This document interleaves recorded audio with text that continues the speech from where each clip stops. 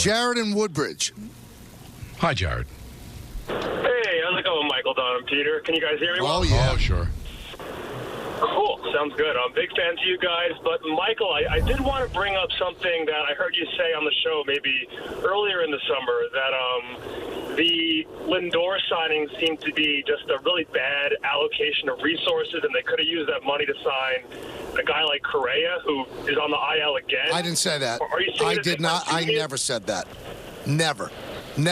Correa would have cost the same amount of money. I never said that. So thank you for your phone call. You're starting off on a false narrative. You don't get to go any further. I said that they will regret committing $341 million over 10 years to Lindor. Lindor is going to finish second or third in the MVP voting. He just is. I think he's having a great year. The reason that they're not in a playoff spot right now is because he had a completely awful April. Awful. And as great as Corey Seager is, and won an MVP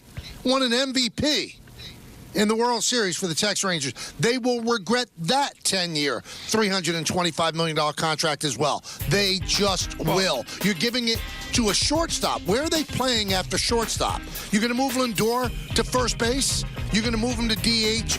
Those contracts will be terrible contracts at the end. He's terrific right now. I love watching him play. But you've been with me, Don. Did I ever say you could allocate that to Carlos Correa? No, listen, you said what most people said, that they overpaid for him. Now, this year, you're not worried about it. You're not thinking about it because I think he's going to finish second in MVP. And there's a lot of people that may vote for him because they might want to punish Ohtani for being a DH. But Ohtani's going to win the MVP. But the Mets are not a half game out of a playoff spot without Francisco Lindor. He's become a leader. He's an A-plus defender. Now, he may not be worth the money, Michael, but right now, no Met fans complaining about it because he has been tremendous. Should have been an all-star. He's going to finish, as I said, second in the MVP, and he's got 24 more games to even add to what has been a tremendous statistical season for him. So, yeah, it's probably not going to age well, but right now, the narrative is only positive. No, he's terrific. He's absolutely terrific. He's a joy to watch. But have that guy call me back in 7 years if I'm still alive and tell me if that contract looks good then. They were bidding against themselves. For what? $341, he wasn't even a free agent. They gave him $341 for 10 years, and he wasn't a free agent. Then you got Corey Seager for the Rangers, 10 years, $325. And he was a free agent. And they're already talking. I'm here in Texas right now. They're already talking, gee, I wonder if we can make Josh Smith the shortstop and move Corey Seager to first base already. So those contracts always go wrong. You can't give position players at that age 10-year deals at that position. You can't. I mean, you don't think the Yankees sit up and pray every day that year 8 and 9 for Aaron Judge is going to be worthwhile for them? But you got to give those contracts out, especially if they're free agents. But Lindor wasn't a free agent. And the year that he had done, the first year that he had, that led him into his free agency, he would have never gotten $341 for 10, ever. No, it was tough, but again, every Met fan is glad to have him right now, and we'll see how it ends up working. But I think he has definitely changed the narrative of that contract by the kind of season that he's having and the kind of leader that he's become.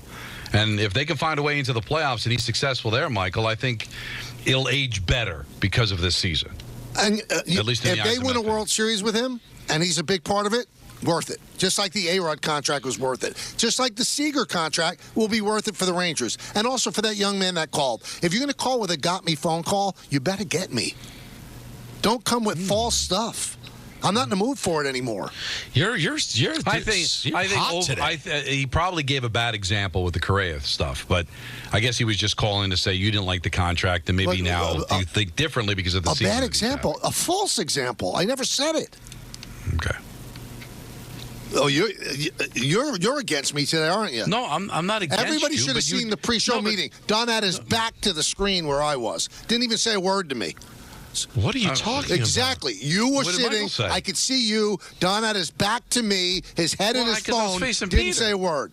Well, the angle of the office, not everybody could be facing you. Sure, everybody else. Everybody else was. I'm on your side, Michael, because you never said anything about Correa. But I guess he was just calling to say you didn't like the contract. Now Do you like it because of the season that he's having? And the answer is no. If you're going to get me, get me. All right.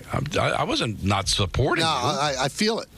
And by the way, I made breakfast plans with Joey so you could all pipe down 10 a.m. So if I'm really dragging on the show tomorrow, blame Joey and blame yourselves. It's because you had a 10 a.m. breakfast? I can't even get out of bed these days. Well, maybe if you had breakfast, you'd get out of bed. That's a great point by Don. Well, I still have to get out of bed to get to breakfast. But do you think that maybe you would feel better if you had a breakfast? I've never had breakfast in my life. And you've never felt good. By the way, that's a great point. You've literally been miserable basically your entire life. Miserable, but not physically bad. Well, I just want you to tell us the truth. If tomorrow you feel great, you better tell us. I'm not Belgian waffle, something. I'm not.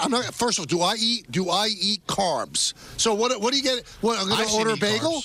I'm going to have cereal. It's all carbs because breakfast is carbs. They should call it carb. Don't even call it breakfast. Well, hold on. You're out of control. If you have fruit for breakfast, it's all carbs. We need someone to inject something into your serum, but Michael, that's because you don't eat the number one non-carb food. Egg.